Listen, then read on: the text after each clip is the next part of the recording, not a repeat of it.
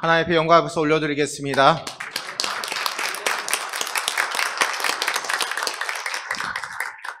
자, 우리 옆에 분에게 예수 부활하셨습니다 인사하겠습니다. 예수 부활하셨습니다. 예수 부활하셨습니다.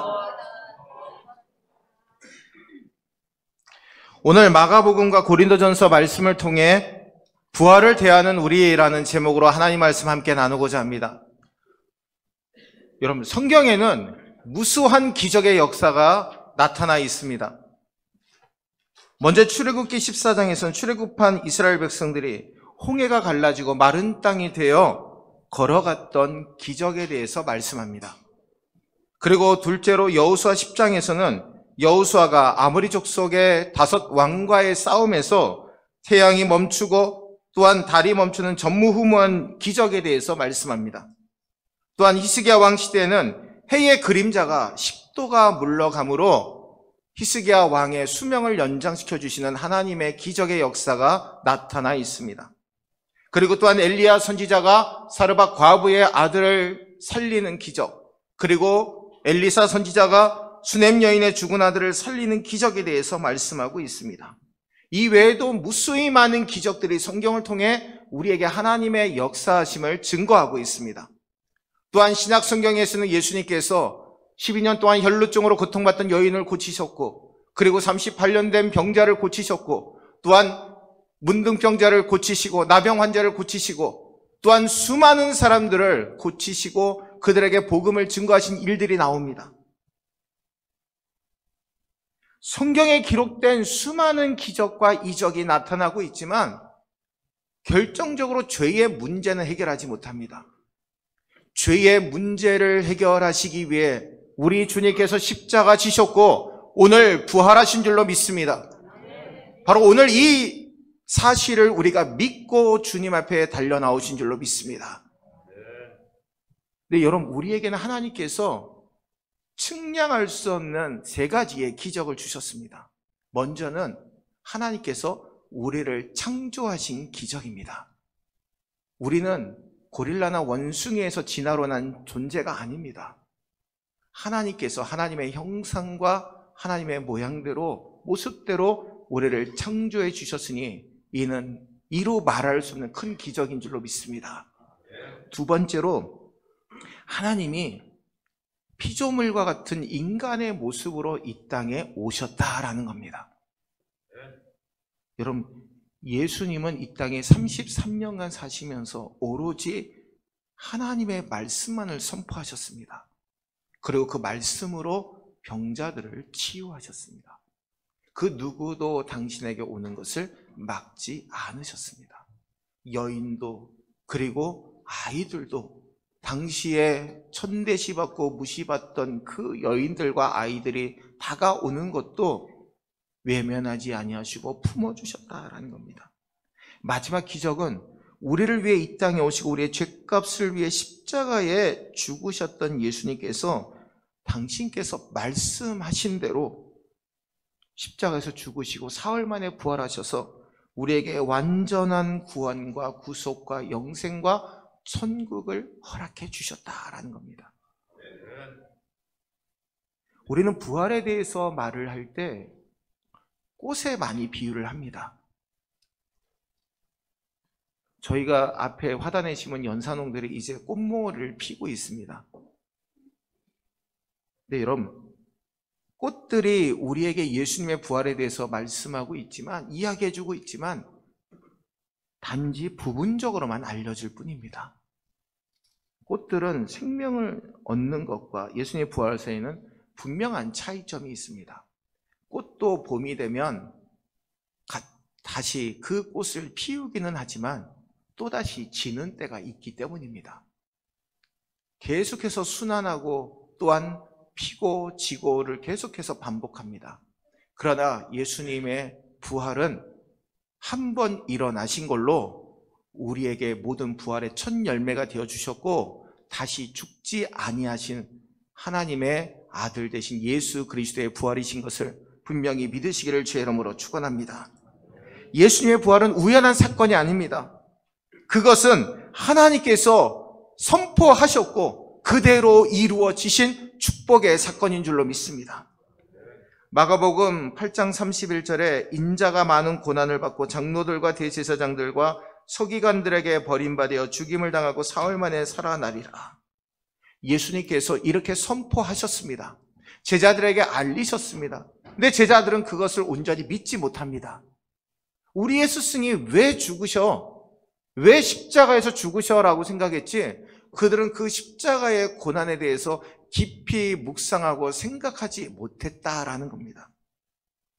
그러나 여러분, 예수님께서 죽으시고 부활하심으로 모든 분야에 주님의 놀라우신 역사가 일어나게 됩니다. 예수님의 이름으로 학교가 세워집니다. 예수님의 이름으로 찬양이 지어집니다. 예수님의 이름으로 병든 자들이 일어나게 됩니다. 이것이 바로 하나님의, 우리 예수님을 통한 기적의 역사라는 겁니다. 여러분, 그 어떤 종교도 교주가 다시 살아나는 것은 없습니다. 여러분, 신천지를 한번 보십시오. 이만희가 집회 때마다 나는 영생불사할 거라고 날마다 입이 닳도록 얘기했습니다. 근데 재판장에서 어떻게 했는지 아십니까? 재판관이, 판사가 당신 정말 영생불사한다고 얘기했냐고 물었더니, 판사님, 제가 지금 80 노인인데 무슨 영생불사를 합니까? 난 그런 말 한 적 없습니다 라고 한다는 거예요. 지금 신천지에서 그렇게 교리를 바꿔가고 있다고 합니다. 여러분, 세상에 이단 교주들, 그리고 지금까지 있었던 이단 교주들 가운데 다시 산 사람이 있습니까? 아무도 없습니다. 오직 예수 그리스도만이 죽음을 이기시고 부활하셨음을 이 시간 분명히 믿으시기를 주의 이름으로 축원합니다. 히브리서 2장 14절과 15절에 자녀들은 혈과 육에 속하였음에 그도 또한 같은 모양으로 혈과 육을 함께 지나심은 죽음을 통하여 죽음의 세력을 잡은 자 곧 마귀를 멸하시며 또 죽기를 무서워함으로 한평생 매여 종노릇하는 모든 자들을 놓아주려 하심이니. 아멘. 우리를 죽음의 저주에서 건져주시기 위해 우리 주님이 십자가 지셨고 부활의 영광을 우리에게 허락해 주신 줄로 믿습니다. 오늘 부활절을 통해서 부활을 대하는 우리가 어떻게 살아야 될지 말씀을 통해 은혜를 나누고자 합니다. 첫 번째로, 우리는 부활을 대하는 우리는 예수님의 부활을 철저하게 믿어야 됩니다.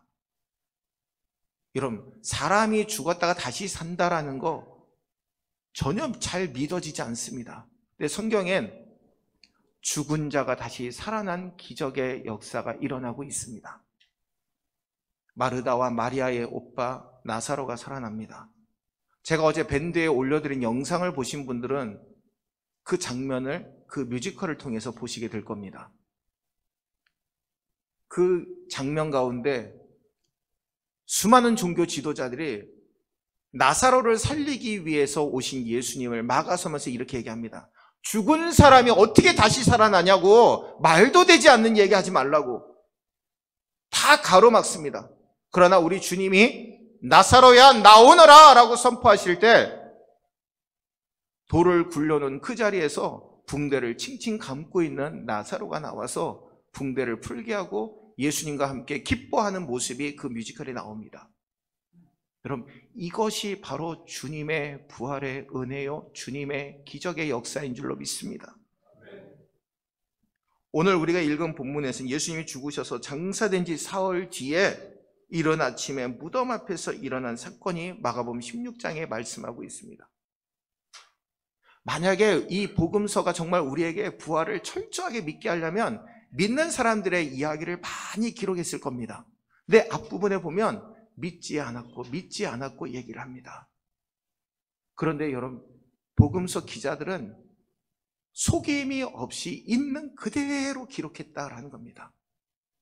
당시에 무시당하고 그리고 천대시 받던 여성들이 부활하신 예수님을 만나게 되고 부활을 목격했다라는 겁니다. 그 여인들도 처음에 믿지 않았습니다. 예수님의 시신에 향품이 발라지지 않은 것을 알고 향품을 바르기 위해서 갑니다. 여러분, 이 향품이라는 원어의 말은 아로마입니다. 즉, 시신에서 시신을 정결하게, 그리고 향유나 아니면 가루로 잘 바르기 위해서 준비된 것이 바로 이 향품입니다. 그런데 그곳에 갔다가 예수님을 만나게 됩니다. 여러분 11절에서 여자들이 가서 예수님이 살아나셨다고 하자 그 말을 들은 사람들이 듣고도 믿지 않았습니다. 13절에서 엠마오로 가는 두 제자가 예수님을 만나고는 예루살렘으로 돌아와서 예수님이 부활하셨다라고 외쳤지만 그 말을 듣는 제자들도 역시 믿지 않았다라는 거죠. 주님께서 그들의 믿음을 책망하시기 위해 11 제자에게 나타나셨고 그들에게 직접 부활하신 몸을 보이시고 믿게 만드신 줄로 믿습니다. 예수님께서 누우셨던 무덤이 비어 있다라는 사실만 봐도 예수님이 부활하셨음을 우리는 분명히 믿습니다. 만일 예수님의 제자들이 시신을 훔쳐갔다면 예수님을 죽인 자들이 기필코 찾아냈을 겁니다. 그리고 만약에 제자들이 예수님 시신을 훔쳐갔다면 여러분 그들이 목숨을 걸고 예수님을 증거할 수 있겠습니까?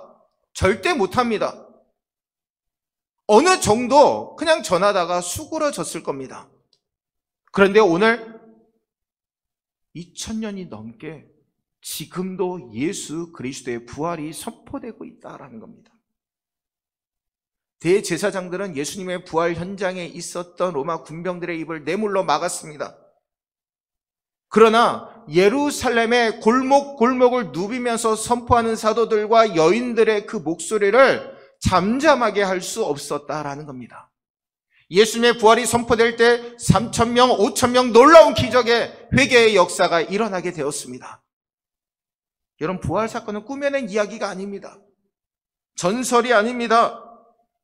아담 안에서 모든 사람이 죽은 것 같이 예수 그리스도 안에서 부활을 믿는 믿음의 백성들이 영의 부활을 체험하게 되는 것처럼 바로 우리가 예수 그리스도 한 분으로 말미암아 우리의 모든 죄를 다 사함받고 부활의 영광에 참여할 수 있게 되었음을 분명히 믿으시기를 주의 이름으로 축원합니다. 부활에 대한 믿음이 굳건해지면요 삶의 변화가 일어나게 됩니다. 그 이전에는 예수님의 이름을 부르는 것도 부끄러워하던 자가 예수님을 힘있게 증거합니다. 그리고 삶 속에서 숨은 제자였던 아리마대의 부자 요셉과 같은 사람이 예수님의 시신을 장사하고 내가 예수 그리스도의 제자입니다라고 선포했을 때 로마 정부에 그의 모든 부와 명예와 권력이 다 빼앗김에도 불구하고 초라한 작은 집에 살면서 예수님을 증거하며 예수님의 빈자 요셉이라고 하는 칭호를 얻게 된 것처럼 오늘 우리들도 그리스도인이라고 하는 칭호를 얻고 예수님의 부활을 믿고 믿음 가운데 살아가는 자로 부름받게 된 줄로 믿습니다. 우리 모두 다 죽어져가는 생명을 살리는 자리에 우리가 서야 됩니다. 바로 예수님의 부활을 믿고 예수님의 부활을 증거하는 저와 여러분들 되시기를 주의 이름으로 축원합니다. 두 번째로 우리는 부활을 대하는 우리는 예수님의 부활을 담대하게 전해야 됩니다. 오늘 15절 말씀 함께 읽겠습니다. 너희는 온 천하에 다니며 만민에게 복음을 전파하라. 아멘. 복음이라는 것은 예수 그리스도가 죽음을 이기고 부활하셨음을 선포하는 겁니다. 여러분, 복음이란 좋은 소식입니다. 죽어져가는 생명을 살리는 소식이라는 거죠. 오순절 성령 충만한 그리스도의 제자들, 예수 그리스도가 죽음에서 부활하셨음을 외치며 선포했습니다. 그렇게 문을 걸어 잠그고 로마 군병들이 자신들을 잡아다가 감옥에 집어넣을까 덜덜 떨며 두려워하던 자들이 부활하신 주님이 그들과 함께 하시고 그들의 삶을 변화시키셨을 때 그들은 목숨도 아까워하지 아니하고 주님을 증거하며 살았습니다. 여러분, 우리가 전하는 부활은요, 예수님의 죽음과 부활과 승천과 성령의 강림이 다 연결되어져 있음을 우리는 분명히 믿어야 됩니다. 예수님의 죽음이 있었기에 부활이 있고, 부활이 있었고 예수님의 승천이 이루어졌고, 예수님의 승천 뒤에 우리에게 오순절날 성령의 강림이 이루어진 줄로 믿습니다. 여러분, 이 고리의 연결을 우리가 분명히 믿고 이 가운데 살게 될 때 우리에게 변화가 일어나게 됩니다. 첫 번째로 예수님의 부활은요, 새로운 시작을 알리는 은혜입니다. 고린도전서 15장 20절과 21절 말씀 우리 함께 읽겠습니다. 그러나 이제 그리스도께서 죽은 자 가운데서 다시 살아나사 잠자는 자들의 첫 열매가 되셨도다. 사망이 한 사람으로 말미암았으니 죽은 자의 부활도 한 사람으로 말미암는도다. 아멘. 여러분, 한 사람이 죽음으로 말미암아 모든 사람의 죄를 다 씻을 수 있다는 게 기적의 역사인 줄로 믿습니다. 우리 가운데 한 사람이 죽는다고 해서 우리 모두의 죄를 사할 수 없습니다. 예전에는 짐승에게 모든 죄를 다 전가시켜서 제사장이 그 제물을 가지고 죽여서 피를 제단에 뿌리고 그리고 그것을 태워서 하나님 앞에 드리면 모든 죄가 다 사함받았습니다. 근데 죄를 지을 때마다 짐승이 죽어야 되는 겁니다. 그런데 우리 예수님께서는 죄가 없으시기 때문에 우리를 모두 다 대신해서 모든 죄를 사하실 수 있는 권세를 가지신 분이라는 겁니다. 주님의 부활로 말미암아 우리는 새로운 시작을 누리게 된 줄로 믿습니다. 바로 이 사실을 전하는 것이 부활을 전하는 우리의 모습이 되어야 됩니다. 두 번째로 우리에게도 부활의 보장을 알려주시는 은혜입니다. 고린도전서 15장 22절과 24절 말씀 함께 읽겠습니다. 아담 안에서 모든 사람이 죽은 것 같이 그리스도 안에서 모든 사람이 삶을 얻으리라. 그러나 각각 자기 차례대로 되리니 먼저는 첫 열매인 그리스도요, 다음에는 그가 강림하실 때에 그리스도에게 속한 자요, 그 후에는 마지막이니 그가 모든 통치와 모든 권세와 능력을 멸하시고 나라를 아버지 하나님께 바칠 때라. 아멘. 예수님의 부활의 첫 열매가 되어주셨습니다. 그리고 그 다음은 그리스도께 속한 우리의 영적 부활이 이루어지게 된다라는 겁니다. 로마서 8장 11절에 예수를 죽은 자 가운데서 살리신 이에 너희 안에 거하시면 그리스도 예수를 죽은 자 가운데서 살리신 이가 너희 안에 거하시는 그의 영으로 말미암아 너희 죽을 몸도 살리시리라. 아멘. 여러분, 얼마나 놀라운 은혜의 말씀입니까? 근데 우리 안에 필요한 전제가 있다라는 겁니다. 예수를 죽은 자 가운데서 살리신 이의 영이 우리 안에 거하시면, 예수께서 우리 안에 거하시게 될 때 우리의 죽을 몸도 살려주시는 주님의 부활하심이 우리 가운데 임하게 될 줄로 믿습니다. 고린도전서 15장 51절과 52절 말씀 함께 읽겠습니다. 보라, 내가 너에게 비밀을 말하노니 우리가 다 잠잘 것이 아니요 마지막 나팔의 순식간에 호련히 다 변화되리니 나팔 소리가 나매 죽은 자들이 썩지 아니할 것으로 다시 살아나고 우리도 변화되리라. 아멘. 이 말씀을 믿을 수 있는 소망의 근거가 어디에 있습니까? 바로 주님의 부활에 있는 줄로 믿습니다. 예수님께서 부활의 첫 열매가 되어주셔서 우리에게도 부활의 소망을 주신 줄로 믿습니다. 그리고 우리가 전해야 되는 부활의 은혜는 모든 삶의 주인 되신 하나님을 선포하는 은혜입니다. 여러분, 저와 여러분의 삶의 주인은 예수 그리스도이심을 믿음으로 확신하고 결단하고 고백하시는 우리 모두가 되시기를 주의 이름으로 축원합니다. 우리의 옛사람을 다 죽어야 되는데 아직도 옛사람이 살아있습니다.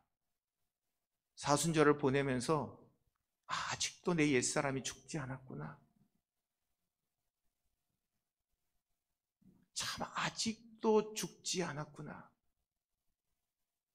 아직도 죽지 않았구나.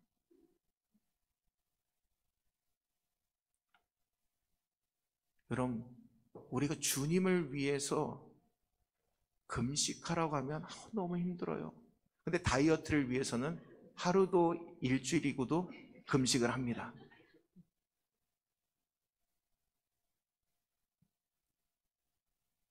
거꾸로 됐죠.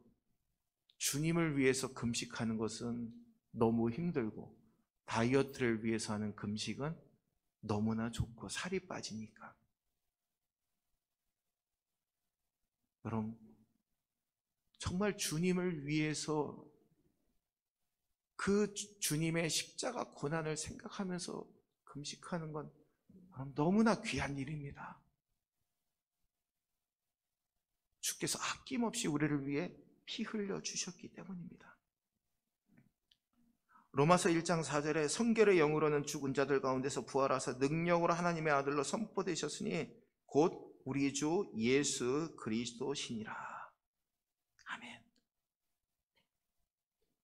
모든 삶의 주인 되신 하나님을 선포하는 부활의 은혜를 증거하시는 저와 여러분들 되시기를 주의 이름으로 축원합니다. 세상을 보는 눈은 두 가지 안목이 있습니다.